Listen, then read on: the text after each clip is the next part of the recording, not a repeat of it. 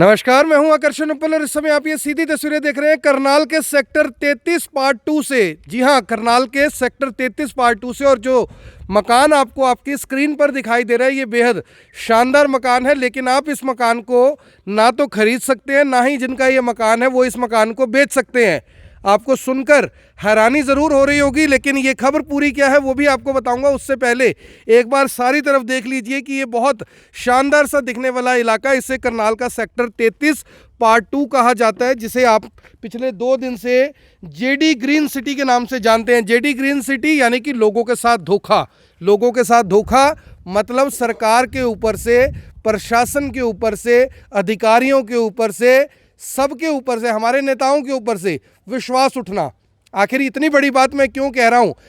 लगातार जो डीटीपी हैं करनाल के, वो अवैध कॉलोनियों पर पीला पंजा चलाते हैं, लेकिन परसों वो यहां पर आए थे और यहां पर भी पीला पंजा चलाकर चले गए, जबकि ये सेक्टर 33 पार्ट 2 का इलाका है। सरकार की मंजूर शुदा ये कॉलोनी है, 250 से 300 लगभग यहाँ पर प्लॉट है। लेकिन अब लोगों के साथ समस्या, दिक्कत, परेशानी ये है कि सरकार को स्टैंप ड्यूटी देने के बाद सेक्टर 33 पार्ट 2 में प्लॉट मकान खरीदने के बाद ना तो अब वो इस मकान को, इस प्लॉट को बेच सकते हैं, ना ही यहाँ पर मकान बना सकते हैं। आखिर ये पूरा मामला क्या है, तमाम जो लोग यहाँ पर मौजूद हैं उनसे जानते हैं, जो इस समय खून के आंसू रोने के लिए मजबूर है। उन्हें उम्मीद थी कि कांग्रेस सरकार में खरीदे गए जो ये प्लॉट है, बीजेपी की सरकार आएगी तो कम से कम उन्हें उनका अधिकार मिल पाएगा, लेकिन वो अधिकार तो उन्हें क्या मिलना था, बल्कि परसों डीटीपी यहाँ पर आए और पीला पंजा चलाकर चले गए। राजेश जी, सबसे पहले आपसे बात करते हैं, ये क्या चक्कर है? अवैध कॉलोनी में मकान बना नहीं सकते, सेक्टर के अंदर आप मकान बना नहीं सकते, तो क्या आप बोरी बिस्तरा टेंट सड़क पे लगाएंगे क्या?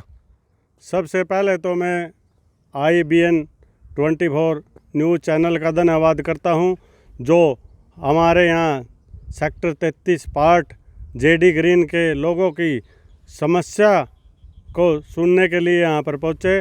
और मैं यहाँ की वेलफेयर एसोसिएशन का भी धन्यवाद करता हूँ। जब यहाँ पर तोड़ फोड़ कर रहे थे डीटीपी विक्रम कुमार जी, उन्होंने उससे कुछ सवाल जवाब पूछे और वो अपना पीला पंजा लेके यहाँ से भाग गए। अगर वो सच्चे थे तो उन्होंने तोड़ फोड़ जारी क्यों नहीं रखी? सवाल नंबर 1 है मेरा।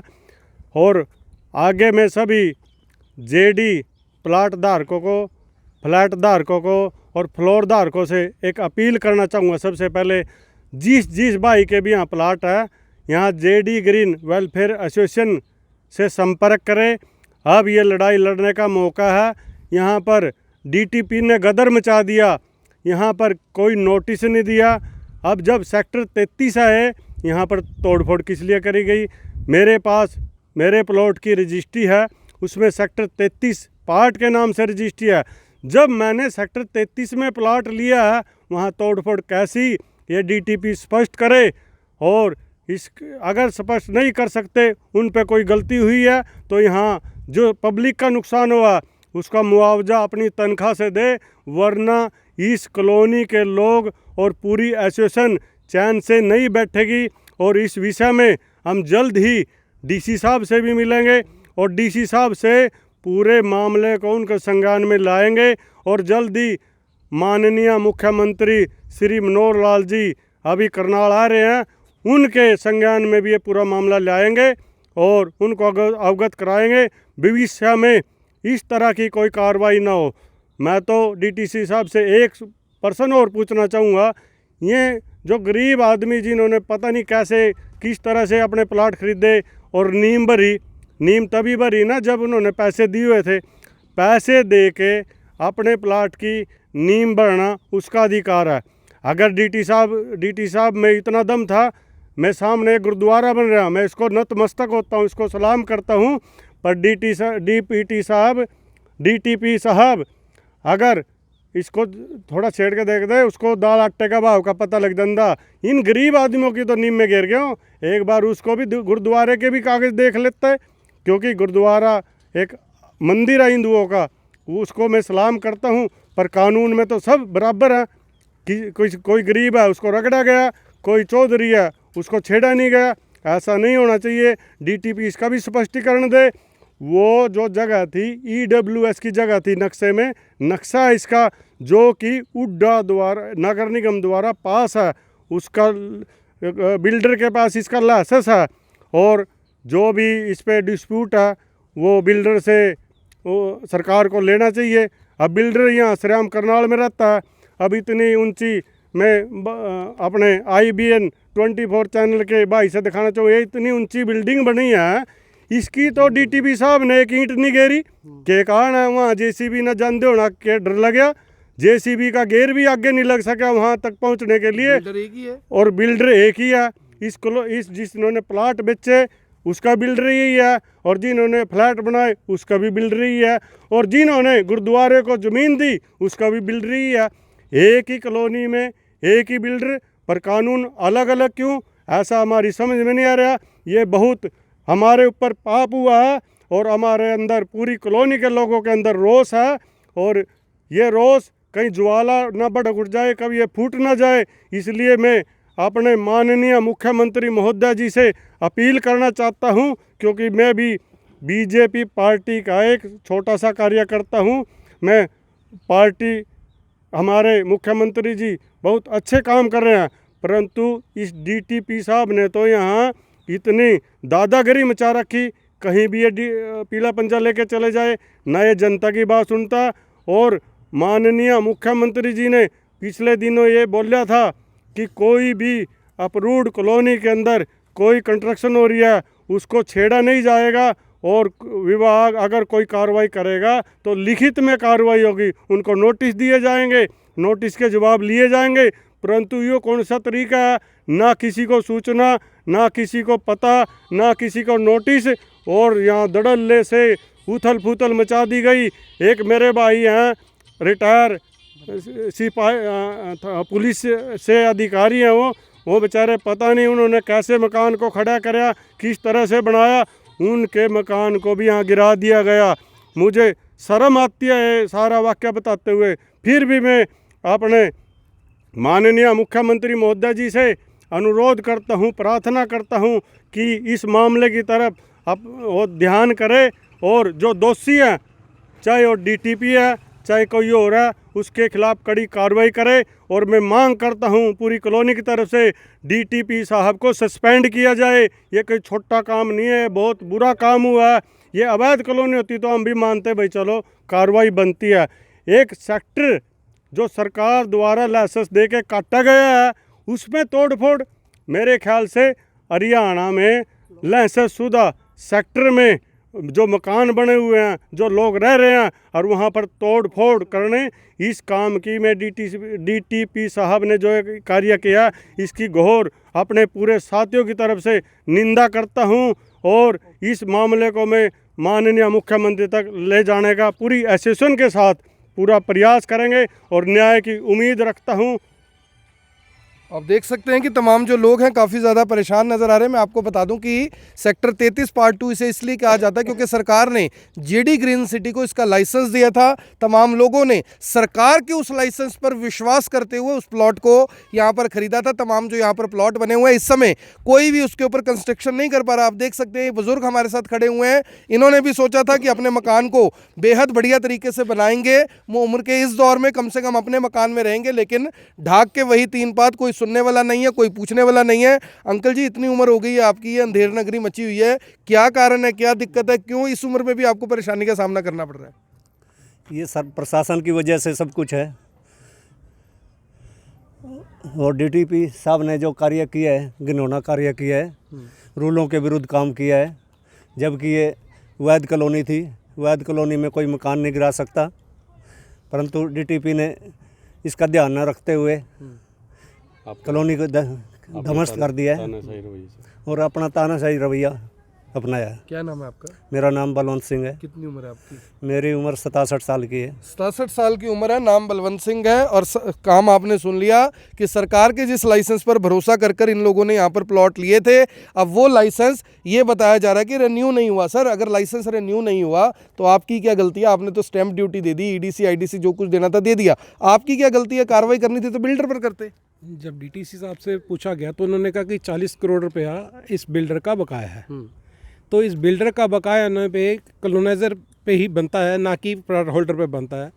अब उन्होंने उनसे लिया नहीं लिया ये उनका अपना वाक्य है। जैसे जिन जिन लोगों ने प्लाट लिया उन्होंने EDC बिल्डर को दी हुई है, अन्यथा कंपनी ये कहती कि नगर निगम में जाके दें तो नगर निगम में जाके देते। जब नगर निगम की जगह डीटीसी ईडीसी के पैसे बिल्डर ले रहा है तो फिर हमारे से किस बात से सरकार खफा है। तो ये सरकार को चाहिए कि ये सारी की सारी ईडीसी बिल्डर से चार्ज करे और आपको कम से कम राहत मिले यहाँ पर। बिल्कुल राहत मिले और सब तरह की बहुत सुविधाएं मिले, जैसे बिजली, पानी, अंदर सड़क, सब कुछ मिलना चाहिए। बिल्डर ने कोई कार्य पूरा नहीं किया यहाँ पर, सब सारा ध्वस्त हुआ है, तो इसके ऊपर भी कार्रवाई होनी चाहिए। क्या नाम है आपका? मेरा नाम राजेश कुमार है। तो आपका भी प्लॉट है यहाँ पे? हाँ जी, इनका भी प्लॉट है। राजेश कुमार है यहाँ पे। तमाम जो लोग देख रहे हैं, कल काफ़ी ज़्यादा लोग थे यहाँ पर, उस समय भी यहाँ पर मीटिंग हुई और सवाल यही उठा कि आखिर हमारी गलती क्या है। वो जो सामने आप फ्लैट देख पा रहे हैं, सामने आप फ्लोर्स देख पा रहे हैं, ये जेडी ग्रीन सिटी के जो ऑनर हैं उनके प्लॉट हैं, उनके यानी कि फ्लैट हैं, उनके फ्लोर हैं, लेकिन बावजूद इसके कार्रवाई एक बिल्डर पर करने की जगह 200-250 के आसपास यहाँ पर प्लॉट है, उनके ऊपर कार्रवाई करना सबको मंजूर है। लेकिन जिन लोगों ने यहाँ पर सरकार को बाकायदा स्टैम्प फीस देकर उनके रेवेन्यू में ठीक ठाक पैसे जमा करवाए, उनके साथ क्या कुछ हो रहा है वो आपने सुन लिया। सर, आपका भी प्लॉट है यहाँ पे? आपका प्लॉट नहीं है। जो लोग ये बता रहे हैं इनकी दिक्कत, समस्या, परेशानी है, अगर कच्ची कॉलोनी और पक्की कॉलोनी में ऐसा होगा तो आम आदमी फिर अब मकान रेलवे स्टेशन पे तो बनाएगा नहीं जाके। ये बहुत गलत हुआ है जी। अब ये बताओ, अगर लाइसेंस वाली कॉलोनी में भी नहीं आदमी प्लाट ले तो फिर कहाँ लेगा वो। ये बहुत गलत किया है, चाहे प्रशासन ने किया है, ये जिसकी भी ये काम है बहुत गलत किया है। एक लाइसेंसी कॉलोनी में सारे मकान गिरा दिए, बाउंड्री वॉल गिरा दी, ये बहुत गलत किया है। तो अब मैं तो सवाल फिर वही है घूम फिर के कि अगर सरकार के दिए लाइसेंस में भी दिक्कत है तो आदमी अब विश्वास किस पे करेगा, किससे लोगे प्लॉट? अब ऑप्शन क्या है आपके पास? कोई ऑप्शन नहीं है जी, अब तो कोई ऑप्शन नहीं है, ये समझिए। जी राजेश जी, कुछ कह रहे थे आप? मेरा एक डीटीपी साहब से मेरा एक और सवाल पूछना चाहता हूँ। 2012 में कंपनी ने यहाँ बायर एग्रीमेंट किए और 2012 से कंपनी प्लाट बेच रही है और 2014, 15, 16, 17, 18 तक कंपनी ने रजिस्ट्री करवाई है। सेक्टर 33 पार्ट के नाम से यहाँ रजिस्ट्री है। अगर 2019 में बिल्डर सरकार की ईडीसी आईडीसी नहीं दे रहा है, उसमें प्लाट धारकों का क्या दोष है? प्लाट धारक पर ऐसा कौन सा कानून है, ऐसा कौन सा मंत्र है, वो कब तक बिल्डर को कैसे घेर सकते हैं? अब घेरना तो प्रशासन का काम है। अगर वो ईडीसी आईडीसी नहीं दे रहा था इतने सालों तक, ये लोग कहाँ पर थे? इसका क्या कारण है ये हमारी समझ में नहीं आ रहा।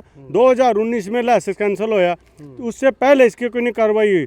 और जो अभी भी डीटीपी साहब ईमानदारी से यहाँ ये नीम गिर गए, मैं उनसे चाहूँगा उनके अंडर में हो काम, इस बिल्डिंग को घेरे और जो इसकी ज़मीन है और जो बिल्डर की कुछ और ज़मीन पड़ी है उसकी नीलामी करे। नहीं तो फ्लैट के फ्लैट बेच देंगे। और या फ्लैट को बेचना चाहते हो, नीलाम करना चाहते हो, फ्लैट के फ्लैट नीलाम करें। हम लेने के लिए सारी कॉलोनी की एसोसिएशन और भी हमारे साथ साथी हैं, हम इसकी बोली लगाएंगे। हम तैयार हैं, उस पैसे को हम नगर निगम में जमा करवाएंगे और इस सेक्टर 33 पार्ट जेडी ग्रीन को ये वैध है और वैध ही रहने दे सरकार। और जो भी इसमें दोषी है बिल्डर, उसके खिलाफ कानूनी कार्रवाई हो। श्राम घूम रहा हो, ये कौन सा कारण है? ऐसा तो कुछ नहीं है। वो कैसे, और भी तो बिल्डर हैं जो अंदर हुए, ये बिल्डर अंदर क्यों नहीं हो रहा? इसका कारण स्पष्ट है। इसमें कहीं ना कहीं डीटीपी करनाल दोषी है।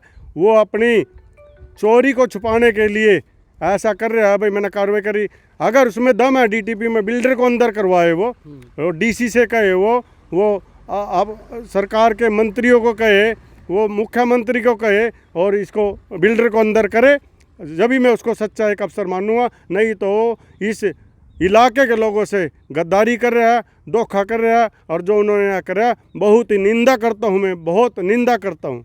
तो आप सभी से अपील, इस वीडियो को देखें भी, इसे शेयर भी करें। सुंदर सा दिखने वाला ये इलाका इस समय सुनसान इसलिए है क्योंकि लोग यहाँ पर मकान नहीं बना सकते, लोग अपने मकान में रह नहीं सकते, प्लॉट को बेच नहीं सकते, डीपीसी को भर नहीं सकते, तो आखिर ये ज़मीन का टुकड़ा आएगा किस काम? लोग एक प्लॉट को बेहद सपने के साथ खरीदते हैं कि हम कभी मौका आएगा तो अभी प्लॉट ले लिए, कभी लोन लेकर कुछ पैसे इकट्ठे कर कर मकान बनाएंगे। लेकिन इस तरह से अगर लोगों की खून पसीने की गाड़ी कमाई इस तरह से फंसने लगी तो आखिर प्राइवेट बिल्डर पर, सरकार पर विश्वास करेगा कौन? क्योंकि इस समय तो वो जो लाइसेंस इशू था जेडी ग्रीन सिटी को, वो भी कहीं ना कहीं सवालों के घेरे में है कि आखिर क्या लाइसेंस लेने के बावजूद भी आम जनता को ही उसका भुगतान करना पड़ेगा या फिर सरकार बीच बचाव के लिए आएगी? क्योंकि जब इनके वोट चाहिए होते हैं तो वादे बहुत होते हैं, इरादे बहुत होते हैं, लेकिन जब वोट लेकर चले जाते हैं तो नेताओं को इस तरह से ढूंढना मुश्किल हो जाता है, जैसे आप समझिए कि बादलों के पीछे सूरज को या चांद को देखना मुश्किल हो जाता है। आप सभी से अपील, इस वीडियो को देखें भी, इसे शेयर भी करें। आप देख रहे हैं IPN 24, मैं हूं आकर्षण उपल, करनाल के सेक्टर 33